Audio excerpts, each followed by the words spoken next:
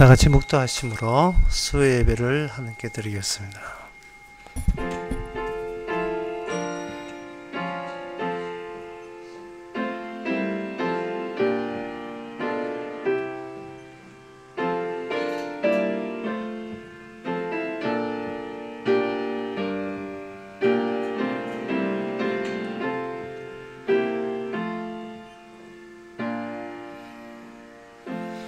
젊은 사자는 궁핍하여 줄일지라도 여호와를 찾는 모든 좋은 것에 부족함이 없으리로다. 너희 소자들아 와서 내게 들으라. 내가 여호와를 경외함을 너희에게 가르치리라. 우리가 하나님께 배울 것은 내가 잘 되는 것이 아니라 하나님이 누구시며 그 가르침에 순종하고 복종한 줄 압니다. 이 시간 다른 관심사를 제끼고 하나님이 누구신가에 하는 것만 몰두할 수 있는 귀한 시간 되게 하옵소서. 예수님의 이름으로 기도옵나이다. 아멘. 찬송가 206장 합시다.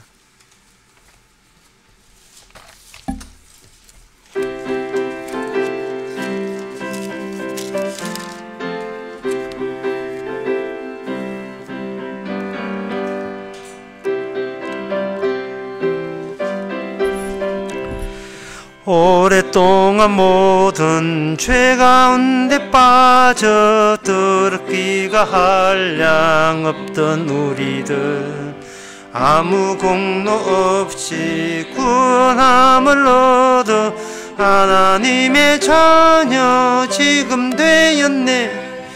주의 그 사랑 한량없도다. 찬송할지어다 예수의 공로 주의 그 사랑 한량없도다.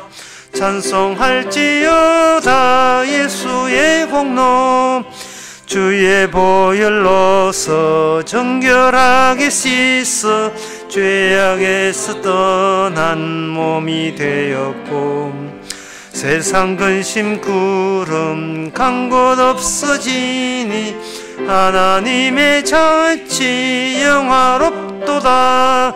주의 그 사랑 한량없도다. 찬송할지어다 예수의 공로 주의 그 사랑 한량없도다. 찬송할지어다 예수의 공로 죄의 깊은 잠과 뜬 세상의 꿈을 어서 깰지어다 나의 친구여. 은혜 받을 날과 구원 얻을 때가 지금 온 세상에 선포되었네. 주의 그 사랑 한량없도다. 찬송할지어다 예수의 공로 주의 그 사랑 한량없도다. 찬송할지어다 예수의 공로. 이 시간 우리 다 같이 한 마음으로 기도합시다. 기도 제목은 모든 일에 나의 일로 여기지 말고 주님의 일로 여기고 주께서 시킨 대로 살 수 있도록 다 같이 기도합시다.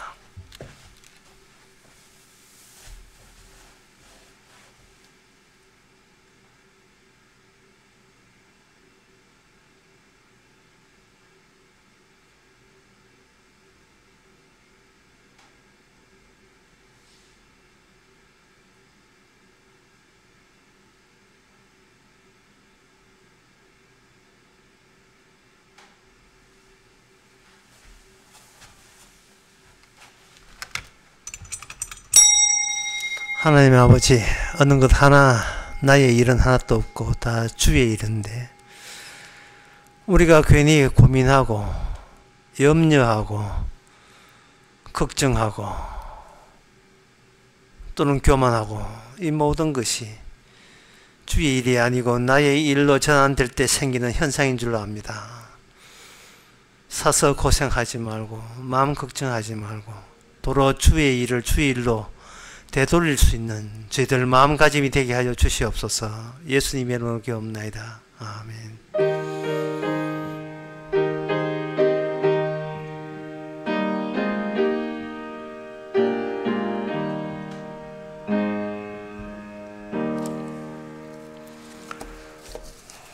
하나님의 말씀 보겠습니다.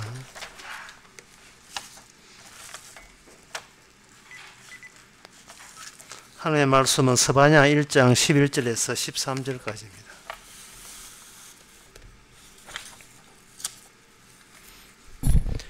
막대서 거민들아 너희는 애곡하라. 가나안 백성이 다 패망하고 언을 수운하는 자가 끊어졌음이니라. 그때 내가 등불로 예루살렘에 두루 찾아 무릇 찢기같이 가라앉았어. 심중에 스스로 이르기를 여호와께서는 복도 내리지 아니하시며 화도 내리지 아니하시려 하는 자를 벌하리니 그들의 재물이 누락되며 그들의 집이 황무할 것이라. 그들이 집을 건축하나 거기 거하지 못하며 포도원을 심으나 그 포도주를 마시지 못하리라. 아멘. 구약 성경의 특징은 유일하게 하나님이 직접 다루었던 민족이라는 점입니다. 이 세상 모든 민족 가운데서 하나님이 직접 관여했던 민족은 이스라엘 민족밖에 없어요. 그래서 이스라엘 민족을 통해서 하나님이 자기 자신을 드러내기를 원했습니다. 그것은 여러분이 잘 아다시피 약속의 땅이라는 것은 이스라엘 민족이 사는 땅이 아니라 하나님이 이스라엘 민족과 함께 사는 땅이었습니다. 사람이 하나님과 함께 산다. 이것은 인간으로서는 성사될 수 없는 불가능한 일이죠. 불가능한 일인데 하나님은 그 일을 해내셨습니다. 자기 백성을 홍해 요단강 건너서 막강한 이방 민족의 군대를 쳐부시고 거의 약속의 땅에서 살게 하시고 거기서 자기 백성과의 만남의 장소로서 성전이라는 것을 만들어서 솔로몬이 성전 드릴 때에 하나님의 영광이 나타났습니다. 그 광야에 올 때 그 이스라엘 백성들이 혼자 온 게 아닙니다. 낮에는 구름 기둥, 밤에는 풀 기둥. 이스라엘 백성들은 자기가 어디로 가는지조차도 몰랐어요. 그런데 내비게이션도 그런 내비게이션 없습니다. 딱딱 지정한 풀기둥과 구름기둥으로서 약속의 땅으로 이끄시고 가는데 그 가는 일이 지도상에 가는 길이 아니었습니다. 그들의 마음가짐을 조절하는 길이었습니다. 왜 그러냐 하면 구름기둥과 불기둥으로 그들을 인도할 때에 하필이면 물이 없는 곳으로 갔고 하필이면 양식을 찾아볼 수도 없는 곳으로 이끄셨습니다. 단지 하나님과 함께 있을 뿐이에요. 참 이게 보통 인간으로서는 견디기 힘든 거죠. 하나님이 함께 있음, 그 조건만 달랑 하나 있고 인간이 자기가 스스로 생존할 수 있는 어떤 여지는 완전히 초토화됩니다. 다 잘라내버려요. 그러면 이것은 뭐냐? 먹을 게 없고 마실 게 없다는 것은 곧 죽음입니다. 하나님께서 자기 백성을 데리고 다니시는데 인간으로서는 견디기 힘든 죽음 속으로 데려가시는 거예요. 죽음 속으로 데려가면서 당연히 인간들은 불평할 수밖에 없겠죠. 그런데 원망할 수밖에 없을 때 하나님께서 얘기합니다. 모세를 통해서 네가 지금 네가 먹을 게 없고 마실 게 없다고 네가 지금 염려하고 걱정하는데 문제는 너희들이 그 경우를 해서라도 나를 원망해서는 안 된다는 겁니다. 자, 말씀을 다시 해보겠습니다. 유일하게 하나님과 인간이 만나는 민족이에요. 이스라엘이 유일하게. 다른 민족은 그냥 상상한 우상이기 때문에 그거는 하나님이 아니고 가짜죠. 유일하게 하나님과 함께 있는데 그 함께 있으면서 어떤 식으로 함께 있느냐? 네가 스스로 살 수 없고 죽을 경우에서도 함께 계시는 하나님을 원망하지 않는 민족이 될 때 너는 약속의 땅에 들어갈 수 있다.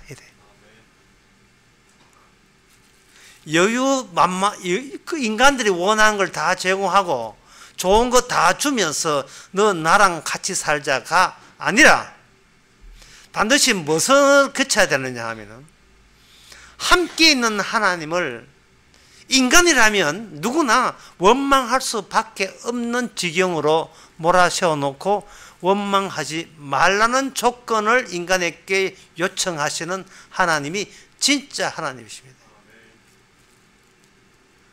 인간과 하나님이 좋게 만나는 것이 아니고 하나님과 인간 사이에 부정적인 요소가 거기에 들어가서 이렇게 엮여진 거예요. 부정적인 요소. 하나님은 내가 원하는 것은 일체 주지 않으시는 하나님이다. 왜?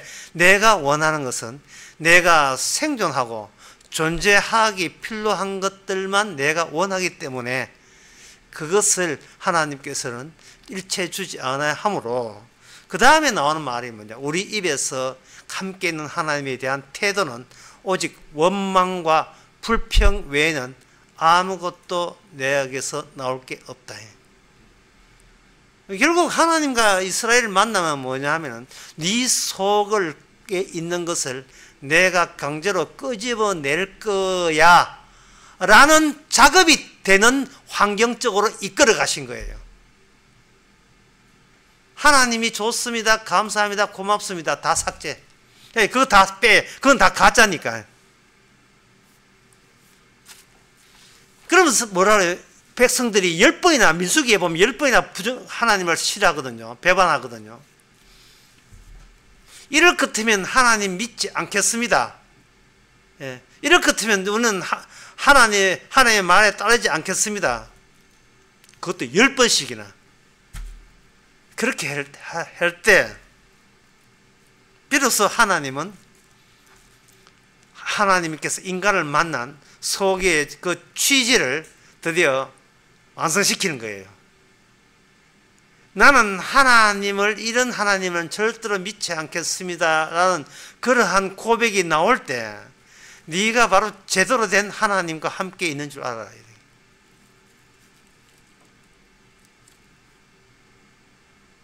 그러니까 이게 하나님이 벌리신 일에 우리는 곱게 참여되는 경우는 없다는 이야기입니다. 하나님이 벌리신 일이에요. 인간이 하나님을 조작해서 믿는 거 말고 그 예배당 세워놓고 하나님 비는 거 그거 말고 진짜 하나님이 찾아왔을 때 우리에게서 하나님에 대한 좋은 소리가 나오지 않을 때 제대로 된 하나님 만난 줄 알아라. 그렇게 되는 겁니다. 그래서 하나님과 인간을 유일하게 같이 경험했던 그 이스라엘이 이제는 멸망을 때를 맞이했습니다. 멸망 때를 맞이하면서 오늘 우리가 보고 있는 건 스바냐 선지자를 통해서 하나님의 이어지는 조치는 등불을 들고 여기 12절에 그때 내가 등불을 들고 예루살렘을 두루 찾아다니면서 찌꺼기같이 가라앉아 있는 그 숨겨진 인간들을 낱낱이 찾아가서 그들에게 뭘 하느냐? 그들에게 하나 예외 없이 벌을 내리시는데요. 13절에 그들의 재물은 노략되고 그들의 집은 황무할 것이라. 그들의 집을 건축하나 거기 거하지 못하며 포도를 심으나 그 포도주를 마시지 못한다. 건축하는 거요. 주거용이죠. 그 다음에 포도 심는 거 그거는 생계용이죠. 그리고 돈 모으는 거 미래를 대비하는 용도지요. 이 지금 인간의 생존과 관련되어 있죠. 이러한 것을 일체 허락하지 않은 인간이 인간 방식으로 자기가 원하는 방식으로 이 땅에 한번 살아볼까라는 생각, 내 미래를 한번 근사하게 미래를 한번 개척해볼까라는 그 사고방식을 일체 허락하지 않고 용납하지 않은 하나님, 그 하나님 만났거든. 그걸 다행인 줄 아시기 바랍니다. 예, 이스라엘은 망하면서 우리가 여기서 건질 것은 뭐냐? 진짜 하나님을 마주 대했다는 이 놀라운 체험이에요. 진짜 하나님, 가짜 하나님 말고, 인간이 자기의 생계에 필요해가지고 부러지는 그 하나님 말고요. 진짜 하나님, 진짜 하나님은 우리의 모든, 우리가 살 수 있는 그 근거지, 그 바닥을 아주 거들내시는 분이에요. 그 거들내시는 이유는 제가 아까 말씀드렸습니다. 내가 여기 있다는 조건 빼놓고 나머지 다 삭제시키는 거예요. 하나님이 너와 함께 있다 빼놓고 다 삭제시키는 겁니다. 하나님이 함께 계셔서 내한테 어떤 이익이 있느냐, 내가 얼마나 장래가 잘 되느냐, 그 조건이라면 이것은 하나님하고 진짜 하나님을 만나지 않은 게 되는 겁니다. 이처럼 하나님과 인간에 대해서 인간은 무엇이 진실이냐, 무엇이 거짓이냐라고, 우리가 물을 수 있죠. 하나님, 무엇이 그런 것이 잘못된 것이고 무엇이 옳은 길입니까? 내가 그릇된 길은 버리고 옳은 길만 알면 그 옳은 길로 가서 하나님께 영광을 돌리고 싶습니다 라고 우리가 하나님 앞에 이야기하죠. 보통 기도할 때 하잖아요. 그러면 하나님은 이렇게 답변하는 거예요. 네가 지금 무엇을 옳고 그러고가 중요한 것이 아니고 네가 나에게 적대적이라는 것을 네가 생각해 본 적이 있느냐. 우리는 하나님에게 잘 볼 생각만 충분하지 하나님께 적대적으로 살 의사가 없음을 우리는 그렇게 다짐을 합니다. 내 속에 어딜 봐서 하나님께 대들 마음이 있겠느냐. 그거는 가짜 하나님 만나서 그래요. 내가 상상한 하나님을 만나서 그렇습니다. 진짜 하나님은 우리가 적대적이에요. 왜 그런가? 그 이유를 말씀드리겠습니다. 진짜 하나님이 사람이 되셔서 오셨죠. 그분이 바로 예수님이십니다. 예수님이 사람들 그 당시에 여호와 믿는 그 사회 속에서 예수님의 마지막 모습은 살해당한 거였습니다. 자, 예수님이 왜 사람들에게 죽었을까? 왜 사람들은 예수님을 죽이는가? 출발점은 그거부터 시작해야 돼요. 왜? 예수님이 진짜 하나님이니까. 예수님이 진짜 하나님이니까. 진짜 하나님이 나타났을 때 사람들은, 그것도 하늘에 계신 여호와를 믿는다고 하는 그 작자들이 진짜 하나님이신 예수님을 죽였습니다. 죽인 이유가 뭐냐? 예수님이 착한 일을 적게 해서 그렇습니까? 기적을 안 일으켰습니까? 아닙니다. 예수님의 모든 나오는 이야기가 인간들에게 적대적 태도를 갖고 있었기 때문에 그래요. 인간들이 원하는 것, 요구하는 것 일체 거절했기 때문에 그렇습니다. 예수님은 이렇게 합니다. 너희들은 땅에 있어서 내 말을 못 알아듣는다. 이것보다 더 적대적인 발언은 없습니다. 내가 너희에게 이야기한 어떤 이야기도 너희들은 알아듣지 못한다. 왜? 너희들은 땅에서 나왔어. 땅에서 죽지만 난 하늘에서 왔기 때문에 너희들은 내한테 못 알아듣는다. 요한복음 8장에 나온 말씀이죠. 그만큼 단절시키는 말이 어디 있습니까? 이 말을 제가 이렇게 정리해 보겠습니다. 정리하면 이렇게 돼요. 말씀을 측정하는 그 기준은, 판단 기준은 우리 인간에게는 없다. 이런 뜻이에요. 주님에 나오는 그 말씀, 오늘 본문 성경 말씀부터 해서 모든 성경 말씀에 대한 해석력은 인간에게는 일체 판단할 수 있는 능력은 없다가 됩니다. 그 이유가 왜 그러냐 하면은 예수님이 이 땅에 와서 하고자 하는 것은 죽은 자를 살리는 작업을 하신 거예요. 죽은 자를 살리는 작업이기 때문에 모든 인간은 죽은 자이어야 하는 거예요.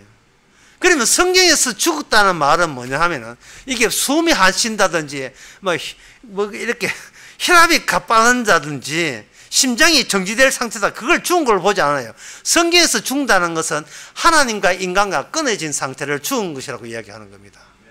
그게 창세기 3장에 나와요. 나가라. 이 하나님 있는 곳으로 나가라. 이 관계 끊어진 것을 가지고 죽었다고 하는 거예요. 관계 끊어진 것을.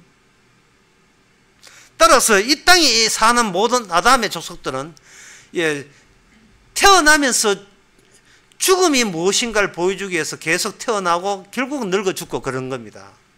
산 자는 아무도 없습니다. 그런데 하나님께서는 이 구약 때부터 죽은 자를 사는 방식을 하나님께서 계속 실시해 왔었어요. 그게 뭐 대표적인 것이 노아 같은 경우이죠. 노아 같은 경우에는 너 죽어 있는 거 내 살려줄게 이게 아니라, 노아야 네가 어대 안에 들어가라 그러면 넌 살 것이다. 그 노아가 들어가는 그것을 언약이라 합니다. 약속이라 하죠. 노아 때는 그 언약이 무슨 모습이냐? 방주 모습이었습니다. 네가 방주 안에 들어가라 그러면 네가 산다. 그럼 아브라함 때는 네가 아브라함에게 들어가라 그러면 네가 산다. 이삭이 있던 이삭 속에 들어가고, 야곱 속에 들어가고, 모세는 이스라엘 백성이 되면 더 살고, 기생라합 같이, 다윗은 다윗의 백성이 되게 되면 살고, 마지막에 신약에 와서 새 언약은 내 살과 내 피를 마셔야 살고, 이게 뭐를 해야 산다는 것은 너는 지금 죽어 있다는 것을 인정하라는 뜻입니다. 하나님과의 관계가 끊어져 있다는 걸 인정하라는 겁니다. 하나님과의 관계가 끊어졌기 때문에 끊어진 상태에서 기도, 전도, 성금, 예배 참석, 어떤 걸 해도 그건 끊어진 거예요. 왜냐하면 예배 참석, 선교, 전도, 기도, 헌금, 이 모든 것, 찬양, 이 모든 것은 이거는 내가 할 수 있기 때문에 그렇습니다. 하나님은 내가 하는 것을 안 받아요. 왜? 죽은 자 것을 왜 받습니까? 죽은 자에게는 죽은 자밖에 안 나오는데. 하나님의 관계가 끊어질 때 인간은 죽었습니다. 그 죽는 이유가 뭐냐? 죽는 것은 이미 저주받았기 때문에 죽는 거예요. 창세기 3장에 니는 흙이니 흙으로 돌아가라. 이미 저주받은 자에서 나올 것은 헌금이라는 저주, 기도라는 저주, 예배 참석이라는 저주, 성경 공부하는 저주, 설교하는 저주, 청교하는 저주, 전도하는 저주, 모든 것이 활동, 봉사, 저주라는 이름의 봉사, 저주를 품은 봉사밖에 안 나와요. 찬양밖에 안 나온다고요. 이 모든 것이. 그런데 방금 이 사실을 안다는 것은 곧 무엇을 하냐면, 내가 하는 일에 내가 하는 일을 내가 보고 있는 것이 아니고, 내가 어떤 일을 해도 그게 저주가 되게 하시는 누가를 보느냐? 주님의 판단을 알기 때문에, 주님의 판단을 알거든요. 인간이 하는 것은 끊어져 있고, 인간은 죽은 상태고, 인간이 내보는 것은 저주받아 죽어야 될 그 증거들만 쏟아내고 있다는 사실을 그렇게 판단하시는, 그 판단하는 하나님을 안다는 것은 이미 그 사람은 산 사람이죠.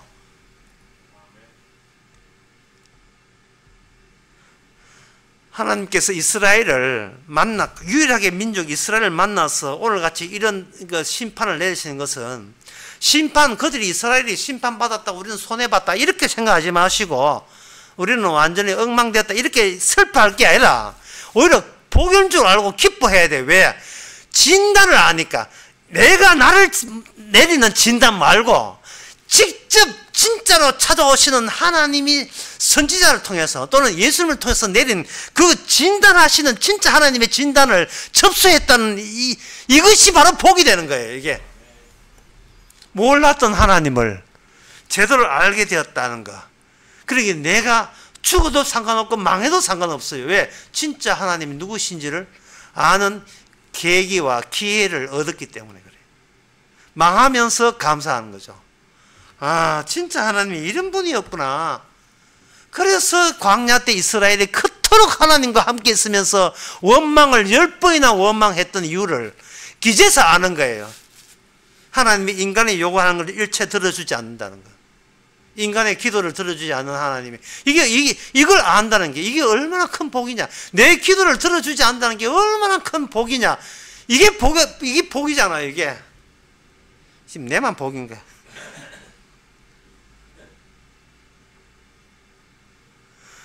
오늘 본문에 보면 복도 내리지 않고 저주 내리지 않는다 이렇게 되어 있어요. 복도 내리지 않고 저주 내리지 않는다고 누가 망하는 멸망하는 이스라엘 예루살렘 거민들이 그 주장을 한 거예요. 따라서 이것은 우리에게 무엇을 알려주느냐 하면은, 인간의 입에서 나오는 복과 저주는 그 복이 그 저주고 그 저주가 그 저주다 이 말이에요. 그들이 말한 복도 저주고 그들이 말한 저주도 저주가 된다는 거죠. 왜? 이유가 뭐냐? 그것은 바로 본인을 위해서 복과 저주를, 성경에 있는 복과 저주를 끌어당겼던 본인 주장이기 때문에 그렇습니다. 자기 자신을 위해서 산다는 것을 바탕을 깔고 성경에 있는 모든 말씀을 거기다가 다 거기에 담아봤자 그 자체가 저주다 이 말이죠.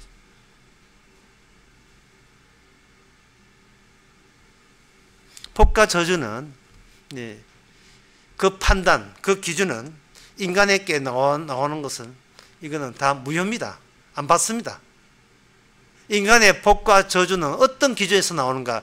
내 생존에 유리하면 복이고, 내 생존에 인생 사는데 이렇게 좀 힘들면 그걸 저주 또는 화롭고 판단을 해요. 누가? 인간이, 내가. 그러니까 자기 기준을 포기 못했잖아요. 그 내 기준을 갖고 있다는 자체가 진짜 하나님을 모르기 때문에 그러한 판단을 계속 쥐고 있는 겁니다. 그러면 성경에서 무엇이 복이고 무엇이 저주인가? 신약에 와야 그 내막이 풀립니다. 일단 뭐가 저주인지를 먼저 말씀드리겠습니다. 로마서 1장 24절에 보면, 그러므로 하나님께서 저희를 마음의 정욕대로 더러움에 내어버려 두사 저희 몸을 서로 욕되게 하시는, 이래 되어 있어요. 그 뭐가 저주냐? 네 마음대로 하세요. 이게 저주입니다. 이걸 이제 주일날에는 자율성이라고 하는데, 그냥 네 마음대로 하였어요. 예. 네가 무슨 짓을 해도 네한테 간섭 안 할게. 이게 버려두사는 거예요. 네 마음대로 해. 이게 저주입니다. 왜냐하면 처음부터 인간은 관계가 끊어져 있고 죽은 존재이기 때문에 죽은 존재가 죽은 존재의 값을 하는 거예요. 그 죽은 존재에게 하나님의 예수님의 바른 진단 오게 되게 되면 그들은 이구동성으로 이야기하는 게 있어요. 누구나 동일하게 이야기하는 게 있습니다. 그 이야기는 여러분도 많이 듣고 저도 많이 들은 이야기가 나옵니다. 마태복음 8장 29절에 나온 말씀이에요. 이에 저희가 소리 질러 가로되 하나님 아들이여 우리와 당신과 무슨 상관이 있나이까? 우리가 당신과 무슨 상관이 있나이까?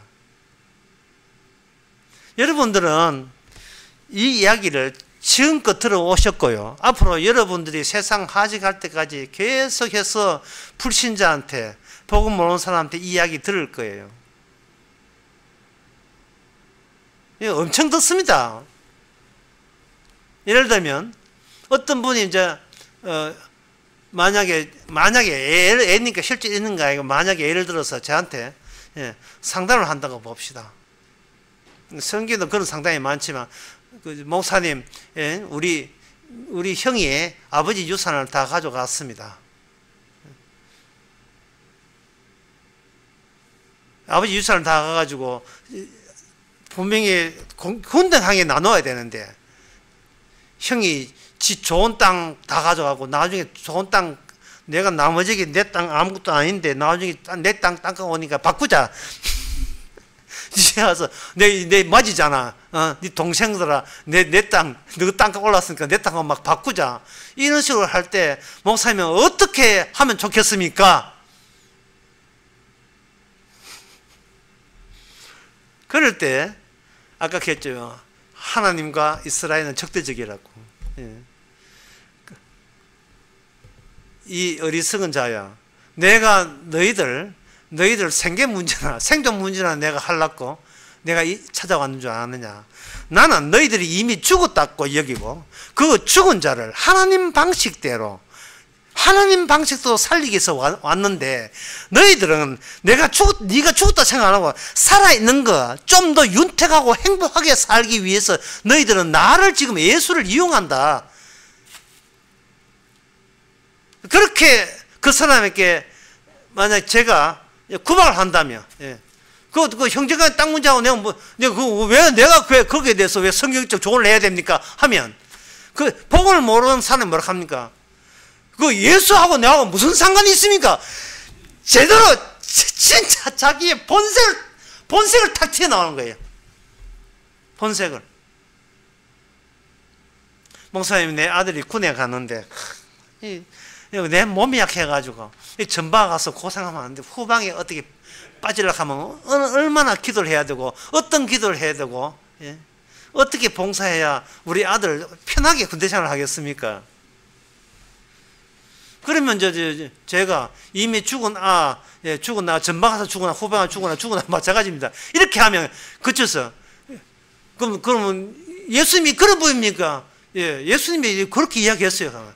그 예수와 나와 무슨 상관이 있습니까? 들켰어요.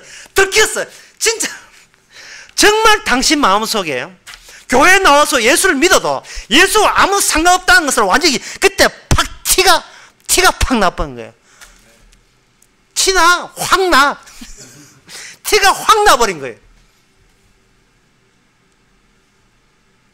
여러분뿐만 아니고 저도 많이 듣지만 여러분도 수천 차례 많이 들을 거예요. 앞으로 살아가시면서. 인간은 자기와 상관이 있어요. 자기 자신과. 우리 외손자하고 집에 와서 저끼리 놀다가, 예, 그 TV 앞에 지니라는 인공지능이 있으니까 혼자 이제 놀다 심심하니까 지니하고 대화를 합니다. 지니한테 대화를 4개를 던졌는데 그 지니의 답변을 제가 들어온 것을 내가 기억한 것을 한번 적어왔어요. 그 외손녀가 지니야 사랑해 하니까 지니 하는 말이 좋은 말해서 고마워요. 그 다음에 지니야 같이 춤추고 같이 놀자. 예, 지니가 하는 말, 인공지능 하는 말, 선양이 있습니다. 그 여천녀가 지니야 내 이름은 얘고 내 동생 이름은 얘다 하니까 지니가 하는 말이 예, 잘 알고 있겠습니다. 결정적인 그 4번째예요. 우리 외손자가 결정적 질문했어요. 내가 누구지? 이렇게 물었어요. 외손자가 방금 이름을 이야기했으니까 내 이름을 댈 줄 이렇게 해야 친구가 되니까 내가 누구지? 이렇게 하니까 인공지능이 이런 말을 했어요. 세상에 뭐라고 해도 가장 소중한 존재예요. 지니는, 인공지능은 주와 아무 상관없습니다. 자기와 상관있는 사람이에요. 놀라운 사람, 인공지능을 누가 만드는가? 인간들이 만들었어요. 그 인간들이 교회에 옵니다. 인간들이 교회에 와서 하나님께 기도합니다. 그게 종교예요. 그게 교회고. 그 지옥 가죠. 교회 와서 지옥 가죠. 자기 자신을 죽이지를 못하는 거예요. 계속 어느 것이 내한테 이 소원이가 되는 화냐, 어느 것이 내한테 이익이 되는 복이냐, 이걸 잊을 수가 없어. 그걸 잊지 않고 그걸 기억하면서 그거 하나, 그 결심 맺기 위해서 교회에 와서 간절하게 하나님이 시키는 거, 목사 시키는 거 다 해요. 내한테 이익이 오고 손해가 되지 않는 쪽으로 인생을 몰아넣기 위해서. 이 교회가 만든 가짜 하나님 앞에 자기가 거기서 매진하고 나중에 와서 기껏한 게 열심히 섬겼습니다. 바르게 섬겼습니다. 시킨 대로 다 했습니다. 남은 뭔가도 난 천국 갑니다. 여러분들이 그거 아셔야 돼요. 이스라엘이 놀라운 점은 그들이 천국에서 약속의 땅에서 쫓겨난 민족이라는 사실이에요. 이 경험이요, 오늘 우리에게 뭘 이야기해 주는 겁니까? 하나님과 함께 있어도 결별된 유일한 민족이고, 약속의 땅에 성전과 함께 하나님과 함께 살았던 그들이 하나님과 이별했던 유일한 민족이 이스라엘 민족이에요. 이건 우리에게 이야기하는 거예요. 너도 마찬가지라는 겁니다. 그게 구약 성경이에요. 약속의 땅에서 나가라. 이게 오늘 서간의 본문 내용이 그거예요. 어디서 감히 네 같은 것이 약속의 땅에 내가 있는 곳에 살아. 나가. 이거거든요.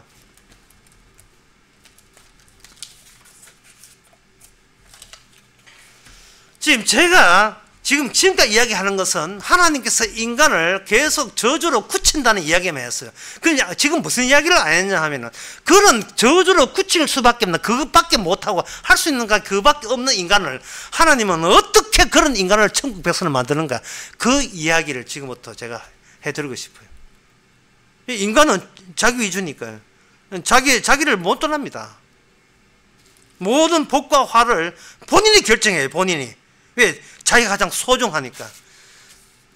아까 그 인공지능 다시 하면 이게 재밌네. 다시 나가 누굴까 물으니까, 진이야 내가 누구야, 세상에 뭐라고 해도 가장 소중한 존재예요. 아이고, 섬뜩하지 않습니까? 예. 인간의 말을 대변해 주고 있어요. 그러면 이런 인간을 하나님께서는 어떤 식으로 건져내는데 성공하느냐? 일단 인간이 하는 일은 죽었던 자를 살리는 일은 못해요. 이미 존재하는 것에 복을 더 추가해서 받는 건 인간이 해내려고 하지만, 내가 죽었다고 치고는 안 돼요. 예, 죽을 뻔했다는 되는데, 완전히 죽어서 죽은 나의 무슨 짓을 해도 죽은 것에 불과하다는 것을, 그걸 인지하고 인식하는 그것은 인간의 능력으로서는 불가능합니다. 예, 그게 불가능하면 인간이 자기 힘으로 구원받는다는 것은 성사될 수가 없지요. 그래서 이 종교라는 것이 이게 완전히 그 사기극인 겁니다. 안 되는데 자꾸 된다고 하는 거예요. 지금부터 3000년 전에, 그게 BC 800년 전에 트로이 전쟁이라는 게 있었어요. 실제로 있었어요. 그 트로이 전쟁이 왜 일어났는가 하면은, 그 스파르타라는 그 지역이 있는데요. 지금 그리스의 지중해 남쪽에 스파르타 지역이 있는데, 그 지역에 메넬라오스라는 왕이 있어요. 그 왕의 부인이 헬레나인데, 헬레나가 아주 미인이었어요. 그래서 아주 미인이었어. 어느 남자도 헬레나의 미모가 소문나가지고 청혼을 합니다. 청혼을 해가지고, 너무 많은 남자가 청혼을 해가지고 번호표를 줬어요. 하니까 99장 나갔어요. 99장. 99대 1. 그 누가 당첨했는가? 완전히 솔로 프로하고 똑같아요. 여자 하나에 남자 99명이 난 당신을 선택하겠습니다 이래가지고 달려든 거예요. 그 메넬라오스 왕, 스파르타 왕 메넬라오스가 당첨이 되었어요. 당첨될 때 조건이 있었습니다. 그 후보감, 98명의 후보감은 일단 우리 중에 누구 하나에 당첨이 되게 되면, 나머지 98명은 극히 그 당첨된 사람을 시기하지 말고 협조해서, 기꺼이 자기의 선택을 포기하고 그 두 부부가 잘 되도록 협조한다는 조건 하에 그 신청을 한 거예요. 그러니까 그 메넬라오스라는 왕이 딱 당첨되니까 다른 사람은 다 협조하게 돼 있죠. 근데 헬레나는 너무 이쁘기 때문에 이미 유부녀가 되었지만, 다른 나라에서, 트로이 나라에서 왕자가 그걸 뺏어갔어요. 뺏어가가지고 내 마누라 내놔라는 전쟁이 트로이 전쟁입니다. 내 마누라 내놔라는 전쟁이 트로이 전쟁이에요. 거기에 98명의 다른 부족들의 왕들이 전부 다 협조해가지고 전쟁을 벌린 거예요. 거기 유명한 이제 목마가 들어가가지고, 위장으로 들어가가지고, 사람들이 이제 목마가 제물로 바쳤다 하니까 그걸 믿고 있다가 그 목마 안에서 오디세이가 하고 그 용맹한 사람들 와가지고 그 다 쳐부셨다는 그 유명한 일화가 있어요. 그게 트로이 목마라는 겁니다. 제가 이야기한 것은 그게 아니고, 트로이 전쟁을 이기고 바로 본국으로 오는 것이 아니고, 지중해로 여행을 하는데 파로스라는 섬에 딱 도착하니까 거기에 지금 자기의 그 헬레나는 본국에 있어요. 본국에 있는데 헬레나하고 똑같이 생긴 그 여인이 뭐라고 하냐 하면은, 이렇게 그 메넬라오스 왕이 얘기합니다. 왕이시여, 내가 진짜 헬레나입니다. 지금 본국에 있는 그 헬레나는 그 모조품입니다. 그러니까 자기가 진짜 난데 그러면 왜 그 모조품하고 당신 결혼했느냐? 너무 내가 미모가 이뻐가지고 이집트 왕이 나를 10년 동안이나 네 진짜는 이 진품은 아깝다 해가지고 따로 딱 모셔놓고 가짜 헬레나를 그 그리스 왕들이 서로 경쟁 붙여가지고 결혼하게 했습니다. 진짜는 납니다 라고 한 거예요. 이거 여러분들 솔로몬 재판하고 비슷하지 않습니까? 솔로몬 재판의 취지가 뭐냐? 둘 다 죽여버리는 거예요. 애를 둘로 짜글러가지고 어느 누구의 애도 되지 않게 한 게 솔로몬의 지혜였습니다. 그때 멜렐레오스가 이렇게 합니다. 나는 지금 보고 있는 거를 믿는 게 아니고 내가 이 전쟁을 위해서, 헬레나라는 전쟁을 위해서 그동안 10년 동안 전쟁하면서 내가 고통받고 고난받은 난 이것을 믿습니다. 그런데 당신은 내가 헬레나만 이야기했지 내가 얼마나 고생했다는 것은 당신은 전혀 말하지 않았습니다. 나는 내가 겪은 고난만 믿습니다 하고 외치니까 그 같이 배 타고 있던 그 가짜 헬레나가 뾰로롱 하고 화염에서 연기와 함께 사라졌다는 그런 전설이 있었습니다. 예, 충청남도 서산에 있던 청소년은 알겠지만 전설에 같은 그런 전설이 있어요. 이게 무슨 뜻을 하냐 하면은 사람들이 하나님이 사람이 되어서 나타났을 때에 사람들은 이모저모 예수님을 살폈습니다. 왜 살피느냐? 자기가 판단하겠다는 거예요. 그러면 살피는 근거가 뭐냐? 나를 천국 보내줄 사람인지 아닌지를, 저 사람은 나를 천국에 보내줄 관상인가? 저 사람 메시아 될 관상인가? 이런 것처럼 나를, 지금 살아있는 나를, 멋지고 건전한 나를, 훌륭하기 짝이 없는 나를, 성실하게 이 땅에 삶을 살고 있고 남 앞에 칭찬받고 내한테 훌륭한 소리를 듣고 있는 이 괜찮은 나를 천국까지 데려갈 사람인지 아닌지를 살피는 판단을 한 거예요. 그러면 누가 모조품이냐? 사람들은 예수님을 죽이는데 예수님이 모조품, 가짜 메시아가 죽였거든요. 예수님은 죽고 난 뒤에 사흘 만에 부활하셨어요. 이로써 누가 모조품이냐? 인간들이 원래 하나님 만든 그 인간이 아니었더랬습니다. 모조리 다 가짜였어요. 모조리 다 모조품이었습니다. 모조품이 여호와 섬겼고 모조품이 여호와 기다렸고 메시아 기다렸던 거예요. 자신의 건전함, 자신의 우수함, 매일같이 우수함과 건전함을 자기한테 누적을 시키고 접근부터 계속 쌓는 거예요. 이양 훌륭한 거 더 훌륭하게, 이양 착한 거 더 착하게. 하나님 이 정도 착하면 여주겠지요. 한 이 정도 완벽하면 하나님의 상급 주겠죠. 이 정도 열심히 충성하면 하나님 부활시켜 주겠죠. 이런 게 한 거예요. 그러니까 그 사람들, 인간들 생각에 성경 해석이 안 되는 거예요. 그들은 성경을 보면서 이렇게 합니다. 내가 죽고 내가 사는 게 부활이라는 거예요. 성경에 그런 거 없습니다. 내가 죽고 내가 사는 게 부활이 아니에요. 주님이 죽고 주님이 사는 걸 부활이라고 합니다. 거기서 나를, 여러분 자신을 빼주시기 바랍니다. 우리는 나는 죽고 그 다음에 죽고 그 다음에 죽고 그 다음에 죽고, 우리는 거기서 지옥 가서 죽고, 그게 우리한테 딱 맞는, 우리한테 유일하게 해당되는 거예요. 제가 처음에 아까 전에 이야기했죠. 하나님은 인간이 불가능한 것을 어떻게 가능해서 천국 백성 만드느냐, 그 이야기를 말씀드린다 했지요. 이제 그 이야기 할 차례입니다. 누가복음 1장 28절 42절에 보면 거기 복이 나옵니다. 인간들이 판정하는 화와 복이 아닙니다. 복은 하나님이 뭐가 복이고 하나님 뭐가 저주자는 것은 내가 판정내는 게 아니에요. 어떤 분이 판정내리고 그 어떤 분이 주님이고 하나님이 판정내리는 겁니다. 누가복음 1장 42절 보겠습니다. 큰 소리로 불러 가로되 여자 중에서 내가 복이 있으며 내 태중의 아이도 복이 있도다. 이 복 두 번 나오죠. 복이 나옵니다. 성령 받은 엘리사벳이 사촌이죠. 엘리사벳이 임신한, 예수님을 임신한 마리아 보고 너도 복되고 네 아내 아이도 복되다 했습니다.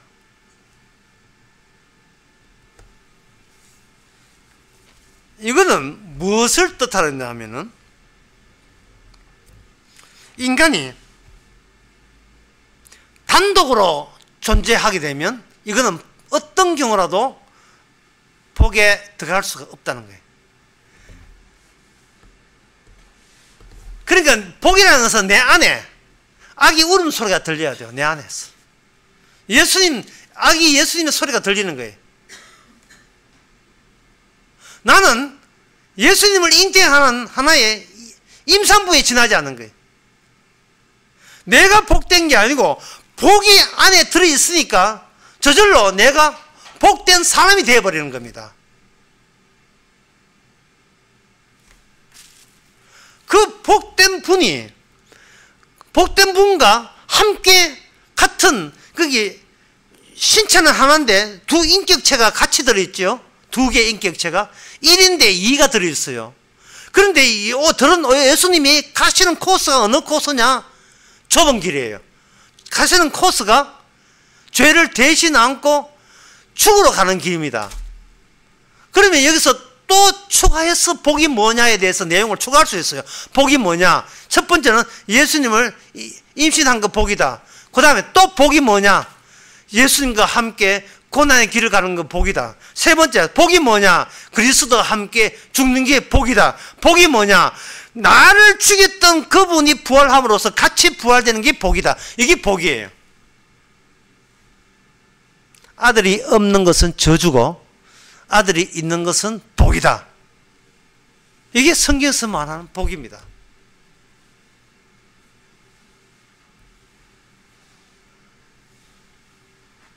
관계가 끊어진 자를 대해서, 관계가 끊어진 자를 하나님께서 그걸 보시고 자기 아들을 관계 끊어진 사회 속에 들어오게 하셔가지고 예수 그리스도로 말미암아 관계가 이어지게 만들어서, 그걸 새 언약이라고 해요. 내 살과 내 피를 만든 영생, 그걸 이어지게 해서 더는 우리 자신에 대해서 일체 아무것도 요구하거나 아무것도 원하지 않고 안에 그리스도만 원하는 것, 이게 복된 상태입니다. 뭐 이거 뭘 얼굴 보니까 전혀 안 믿는 눈이. 그럼 쉬운 거 할게요. 지난 화요일 날 오후 2시 미장원에 가가지고 입을 했습니다. 입을 딱 앉아 있는데 오후 2시입니다. 나른한 오후 시간에 탁 앉아 있는데 나는 아무것도 안 해도 되고요. 그리고 아무것도 할 것도 없어요. 미용사가 카트를 해주니까 탁 앉아 있는데 날씨는 바깥에서 좋고요. 창문, 유창 넘어 창문, 따뜻한 날씨고.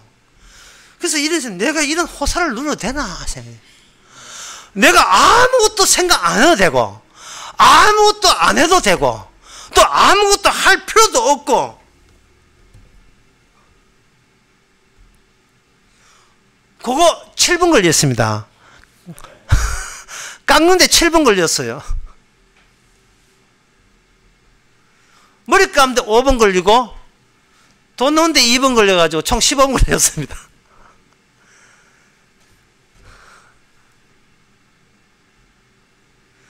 아무것도 안 한다는 거. 그것은 진리란, 복이란 내가 나를 떠날 때 비로소 나타나는 거예요. 내가 나를 떠날 때 특출한 내가 평범한 내가 되고, 의미 있다고 하는 내가 무의미에 불과하고, 유별나라고 여겼던 내가 그냥 미정안에 앉아있는 머리 긴 아저씨, 그렇고 그런 존재. 예를 들어서 내가 미장에 앉아가지고 아줌마 내가 어떤 존재를 알아요? 뭐 이래 되면 그거는 호사가 아니에요. 지금 내가 긴장, 괴로워요. 그런데 그분은 내가 누군지를 몰라도 괜찮고 난 알려주기도 싫어요. 왜? 그냥 그렇고 그런 존재, 아무것도 아닌 존재, 그냥 머리카락만 길고 있을 뿐이고, 그분한테 내 머리를 다 맡길 뿐이고, 세상에 짧은 순간이지만 저는 행복을 느꼈습니다. 정말 행복을 느꼈어요. 그런데 끝나자마자 또 부랴가 집에 걸어가야 돼, 힘들게. 아, 사는 게 형벌이구나. 사는 게 인생이 형벌이고 사는 게 아프구나. 그렇다면 소원은 뭐냐? 주여, 아무것도 할 게 없도록 죽여주옵소서. 근데 주와 함께 이미 죽어 있음을 날마다 깨닫는 호사를 누리게 하옵소서. 성령께서 그렇게 해줄 때 그게 복된 상태입니다. 기도하겠습니다. 하나님의 아버지, 우리가 누가 뭐래도 우리가 아무것도 아닌 존재고, 누가 뭐래도 특출할 거 없고, 누가 뭐래도 비범하지 않고, 누가 뭐래도 평범하게 짝이 없는, 그냥 죽은 자로부터 죽은 자로 태어난 아무것도 아닌 자에게 예수님이 진짜 하나님의 어떤 분을 알려주신 이게 복인 것을 깨닫게 하옵소서. 예수님의 이름으로 기도합나이다. 찬송가 230장 합시다.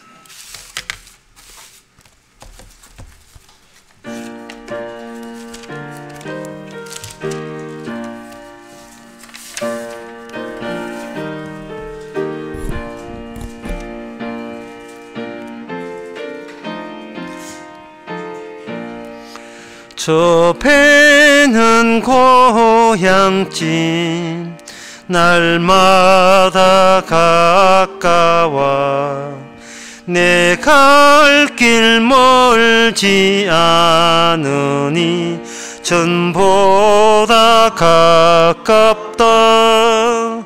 더 가깝고 더 가깝다. 하루길 되는 내 본향 가까운 곳일세. 내 주의 집에는 그할 것 많도다. 그 보좌 있는 곳으로 가까이 갑니다. 더 가깝고 더 가깝다. 하루길 되는 내 본향 가까운 곳일세. 내 생명 끝날에 십자가 벗고서 나 멸류관을 쓸 때가 가깝게 되었네. 더 가깝고 더 가깝다. 하루길 되는 내 모양 가까운 곳일세. 내 길의 원근을 분명히 모르니 내 주여 길 다가도록 나 함께 하소서. 그 가깝고 그 가깝다. 하루길 되는 내 본향 가까운 곳일세. 아멘. 기도합시다. 지금은 우리 주 예수 그리스도 은혜와 하나님의 거짓 사랑과 성령의 충만하심이 주께서 무엇을 다 이루었는지 날마다 다 이룬 것을 감사하며 살아가는 모든 성도에게 주의 이름으로 축원하나이다.